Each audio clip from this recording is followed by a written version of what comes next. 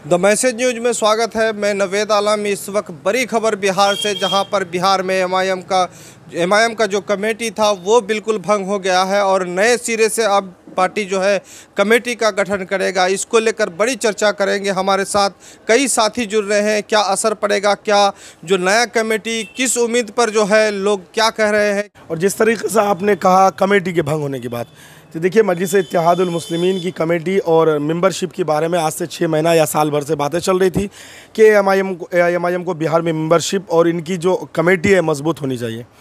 एकाएक आज सुबह फेसबुक के ज़रिए बिहार के प्रदेश अध्यक्ष जनाब अख्तर उल ईमान साहब ने कहा कि आला कमान के हुक्म पर प्रदेश की कमेटी को भंग कर दी गई। अब नई सिरे से कमेटी बनाई यानी तश्कील दी जाएगी।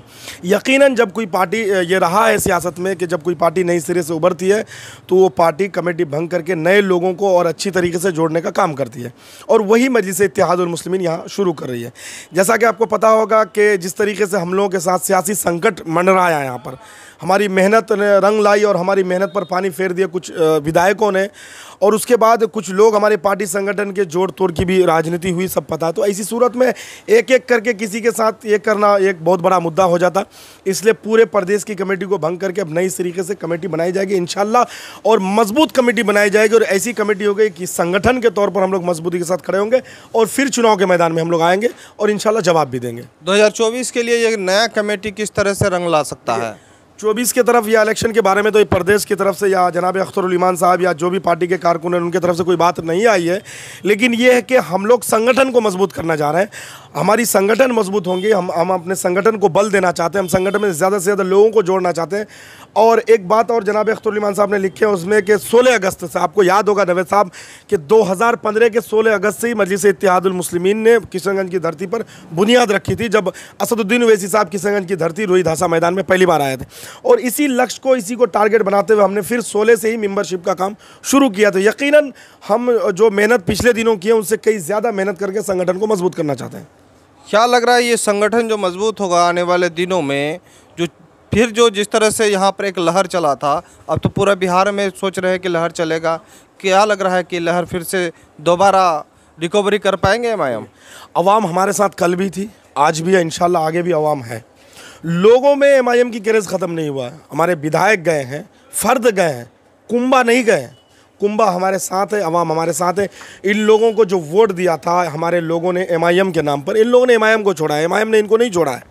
तो लोग हमारे साथ हैं। इंशाल्लाह वही लहर, वही जोश, वही जज्बा, उसी जुनून के साथ इस सीमांचल के युवा जो है हमारे साथ है। चलिए आगे हम फिर बात कर रहे हैं। क्या लग रहा है ये नया कमेटी है, सुनिए ना, नया कमेटी अब एमआईएम पार्टी बना रहा है। चूँकि पहले वाला जितना कमेटी है वो भंग हो गया है, इसका 4 विधायक भी चले गया, मालूम है। तो अब क्या लग रहा है ये नया कमेटी जो बनेगा किस तरह से बनना चाहिए, जो पार्टी तो मजबूत होगा? नहीं, मजबूत तो होगा ही पार्टी, एमआईएम का पार्टी तो मजबूत होगा ही। सब कोई तो एमआईएम को हम लोग चाहते हैं। सबसे पहले कि आप क्या करते हैं? हम तो मजदूरी करते हैं। तो आपको क्या लग रहा है कि फिर से एमआईएम पार्टी यहाँ पर जिंदा रहेगी? बिल्कुल जिंदा रहेगी एमआईएम पार्टी। विधायक सब तो चले जाता है, इससे कोई असर नहीं? तो कोई असर नहीं पड़ेगा, एमआईएम जिंदाबाद रहेगा यहाँ। क्या देख करके आप लोग एमआईएम को खाली वोट ठूसते जा रहे हैं? एमआईएम अच्छा पार्टी है। कैसे अच्छा पार्टी, आप भी बताइए हमको। आज वो पार्लियामेंट में लड़ता है, झगड़ता है। चलिए, एक आम आदमी है जो बेचारा एक किसान है और ख़ास तौर पर जो है वो अपना प्रतिक्रिया दे रहे थे। हमारे साथ युवा भी हैं आप मौजूद। चलिए, आप जो नया कमेटी है, तो जिस तरह से क्या ये नया कमेटी जो नए सिरे से बनने जा रही है बिहार में, ये किस तरह से रंग ला सकती है? देखिए, दीवार टूटा है, छत और पिलर अभी बाकी है। पिलर जनता है, जब तक पिलर रहेगी छत रहेगा। पिलर टूटने से ही छत टूटेगी। और जब तक सदर साहब हैं और असदुद्दीन ओवैसी साहब सीमांचल चलाएंगे, तब तक इंशाल्लाह एमआईएम पार्टी जिंदाबाद रहेगी सीमांचल में।